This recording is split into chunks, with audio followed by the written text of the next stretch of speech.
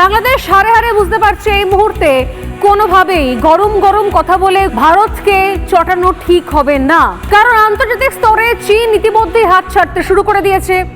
পাকিস্তানের ভয়ঙ্কর অবস্থা, প্রায় ভিক্ষের ঝুলি হাতে নিয়ে বসে আছে পাকিস্তান নিজে, এবং যেভাবে কোথাও পাকিস্তানের প্রত্যেক দিন আকাশ ছোঁয়া দাম জিনিসপত্রের এবং জিনিসপত্রের অভাব দেখা যাচ্ছে, তাতে পাকিস্তান কতখানি সাহায্য করতে পারবে বাংলাদেশকে বাংলাদেশ নিজেও বুঝতে পারছে না।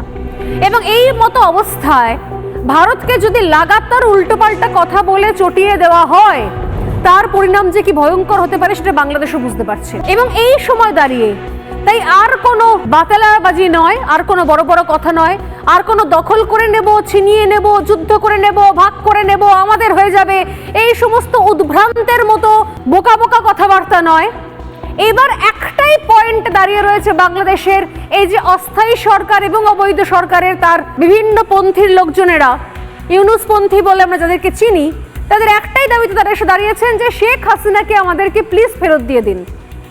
তারা বুঝে গেছে ভারত ছাড়া গতি নেই। দৈনন্দিন জীবনের প্রত্যেকটা জিনিস থেকে চাল, ডাল, চিনি, পেঁয়াজ থেকে শুরু করে যাবতীয় ব্যবসার জায়গা, আজকে 100-র ওপর জামা কাপড় তৈরির কারখানা বন্ধ হয়ে গেছে বাংলাদেশের শেষ 3 মাসে।